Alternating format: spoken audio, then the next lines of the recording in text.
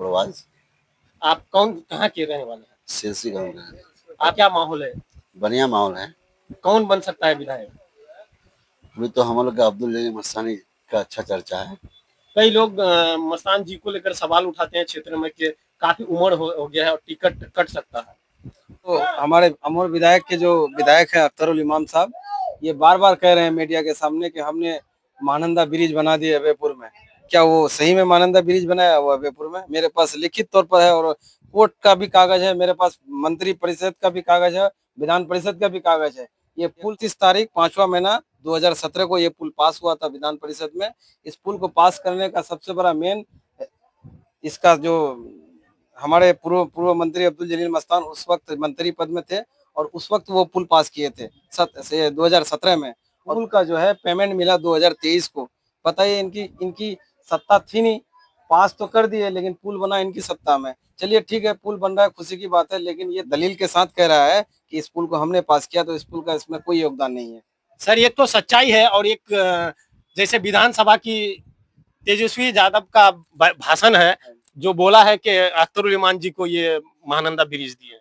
नहीं, तेजस्वी यादव उनकी बातों पर अमल किया है। देखिए, हमारा विधायक कोई भी बना है लेकिन वो आवाज उसको उठाया है, ठीक है, वो बात मानते हैं, लेकिन पुल पहले से पास था।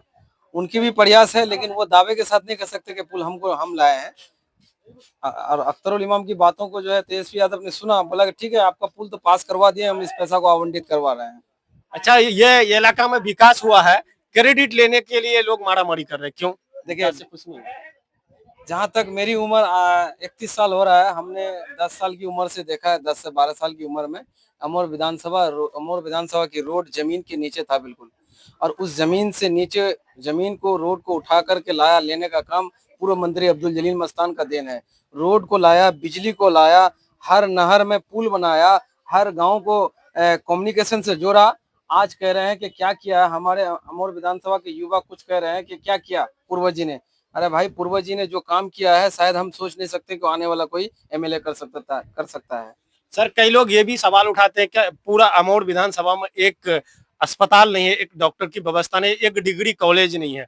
तो मंत्री जी तो लगभग काफी दिन से अमोर में कहाँ पे हॉस्पिटल नहीं है भाई? सिरसी में है, हपनिया में है, अनगर में है, उसके बाद मझुआ में है। ये तो शायद उसको तो शायद देखना चाहिए कि हॉस्पिटल कहाँ कहाँ रखा हुआ है। अब कोई अगर झूठी बात फैला रहा है कि काम नहीं हुआ है, तो शायद मुझे लगता है कि पूर्वज जी के कामों पर क्रेडिट लेने के लिए सब कोई चाहता है कि हमको क्रेडिट मिले। इतनी आसान नहीं है। हम लोग अमोर वैसा की जनता है, ठीक है, अगर वोट देना भी जानते हैं तो लेना भी जानते हैं। और एक सवाल है आपसे कि जिस तरह से आप कहे कि कृषि में, मझगांव में, अनगर में अस्पताल है, आप एक चीज सच्चाई के साथ बताइएगा कि इसी जो इलाका के और सिरसी के रहने वाले में क्या कोई डॉक्टर आते हैं सब अस्पताल में? बिल्कुल डॉक्टर आते हैं। उसका डॉक्टर जो सरकारी डॉक्टर आते हैं, जैसे नर्स वो जो रहता है डिलीवरी इशू कराने के लिए, वो लोग रहती है यहाँ। और जो वीकली या मतलब मंथली में जो डॉक्टर आते हैं, शिविर लगाते हैं, वो आते हैं। जैसे आपका इसमें सिरसी हॉस्पिटल में आते हैं, हपनिया में आते हैं, मझगांव में आते हैं। और रही सवाल के अभी जो ब्रिज जो बन रहा है महानंदा वाला या फिर खाड़ी वाला या रसीली वाला, ये जो है पुल जो है 2017 से पहले की है। अगर कोई नेता कह दे कि हम क्रेडिट ले लें तो क्रेडिट इतनी आसानी से लेने नहीं देंगे हम अमोर वैसे वाले। क्या आपके पास सबूत है कि 2017 में पास हुआ? हाँ, मेरे पास सबूत है, मंत्री परिषद का सबूत है भाई आपका।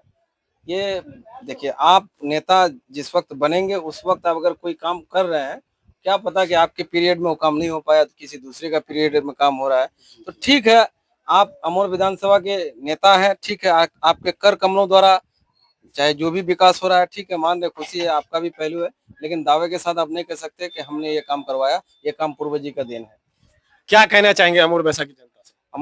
अमोर बैसा की जनता से मैं एक ही अपील करना चाहता हूँ, मत का अधिकार आप खुद हैं, सोच समझ करके इस बार जो है फैसला लीजिएगा। मैं ये नहीं कह रहा हूँ कि आप फलाना को दीजिए, तस्का को दीजिए, ऐसा कोई रीजन नहीं है। आप सोच समझ कर काम कीजिएगा। चिल्लाने से कुछ नहीं होता है। गुमशुदा कोई भी इंसान अगर रहता है तो उसमें बहुत बड़ा रीजन होता है कि गुमशुदा आदमी अगर ना बोल करके अगर कोई काम कर लेता है तो वो बेहतर है। आप किसी अफसर के पास जाइएगा, चिल्लाइएगा तो आपका अफसर सुनने वाला नहीं है। अगर उसी में प्यार से बोलिएगा तो अफसर आपका सुनने वाला है।